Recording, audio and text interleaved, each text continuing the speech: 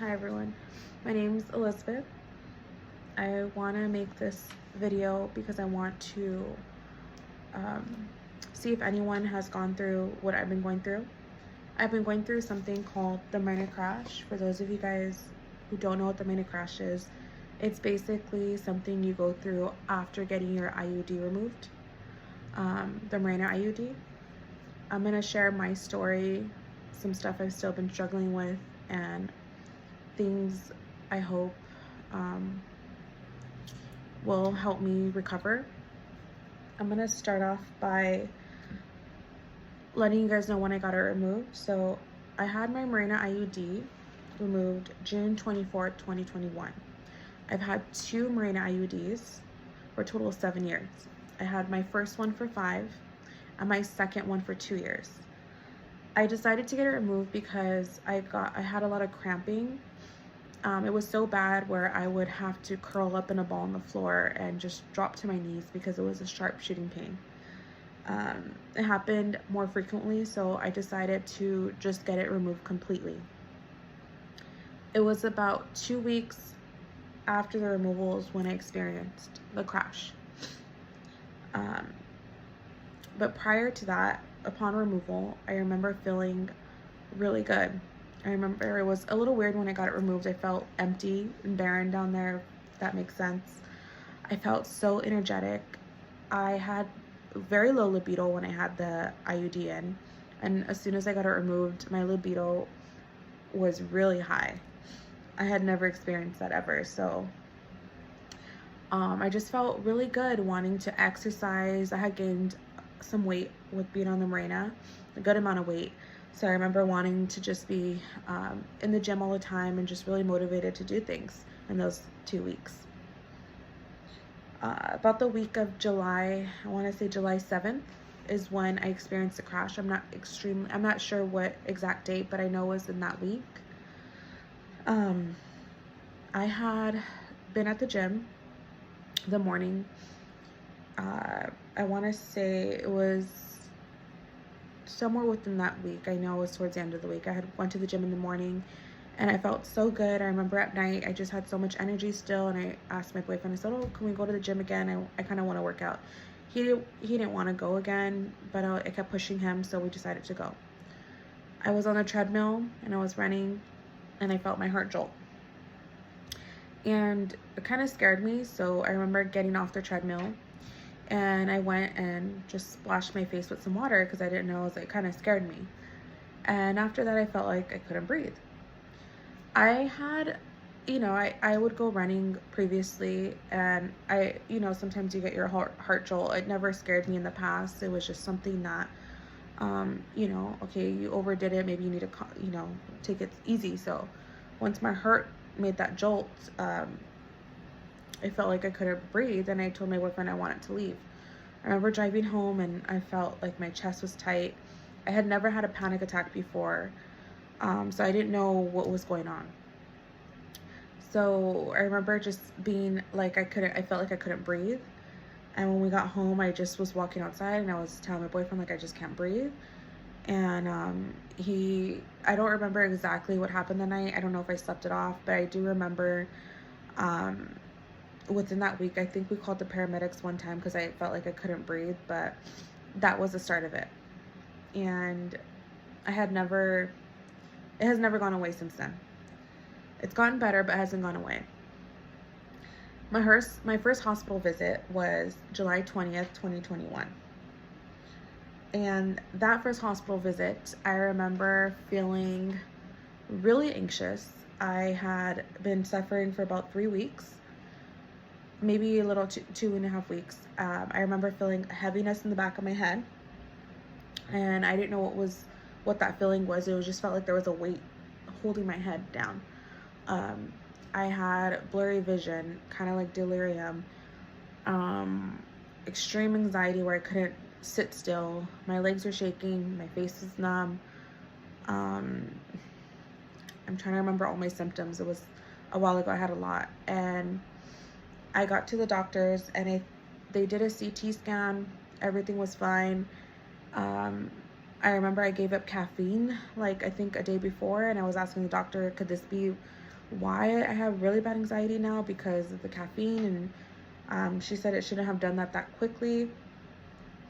She was listening to me, one of the few doctors that would kind of listen, but didn't really point to the Mirena, nothing like that.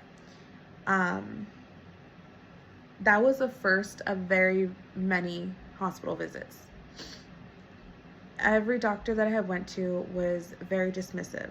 Not one believed what I was going through. I had talked about the Mirena.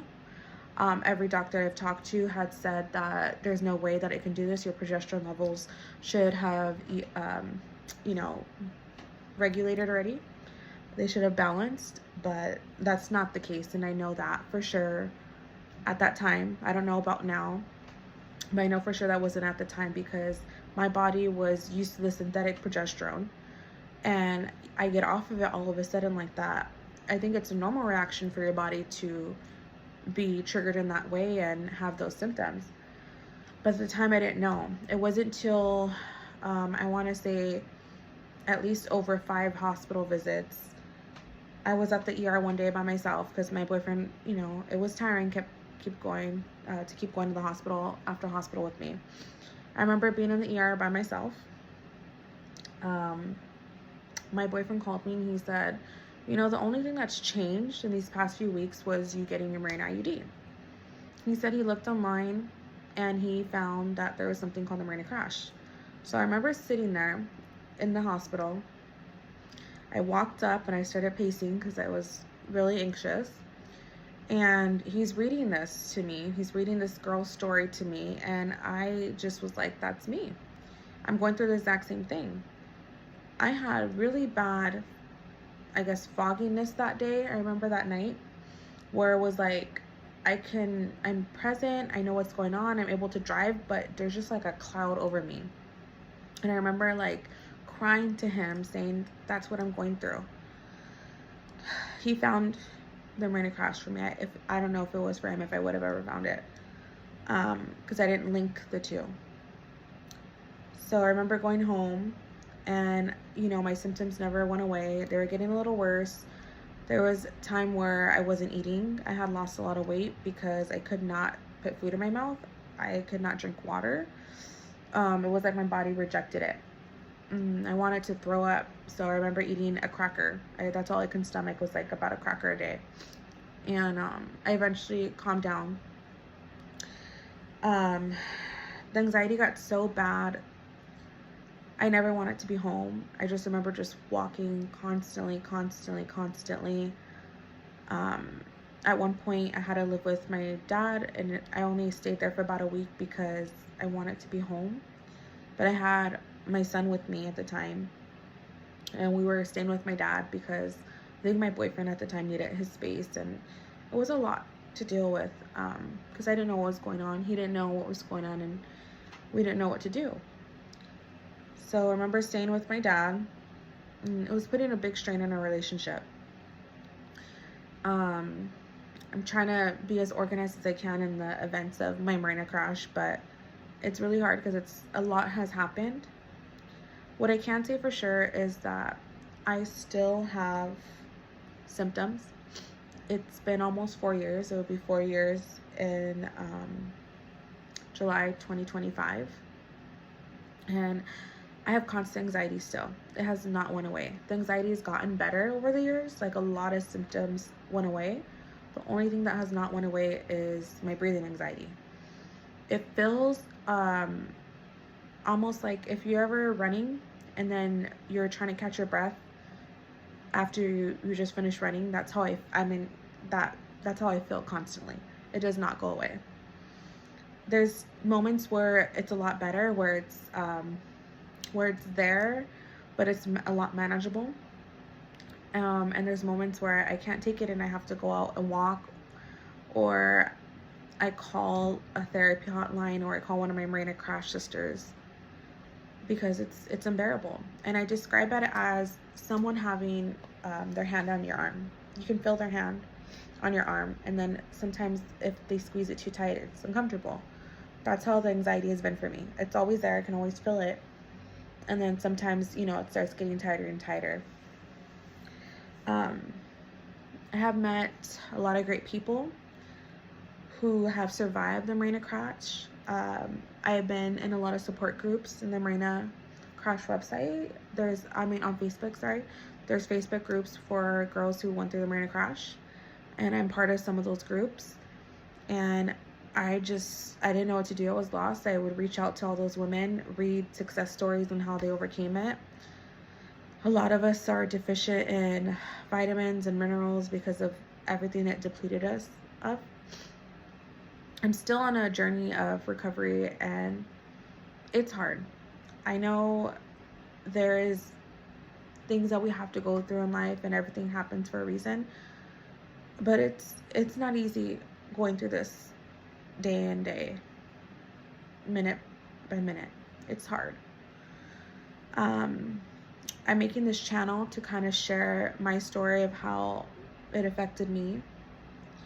I am going to make more videos of me trying things to help me make it to the other side of this.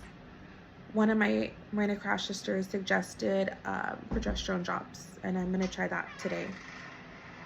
So wish me luck. I will update you guys on everything that I do and try on this healing journey. But thank you. Please, if you have any helpful tips for me, please comment and let me know. I'm here if you want to talk, if you're going through the crash, if you think you went through it or anything. I'm also here for you guys the best that I can.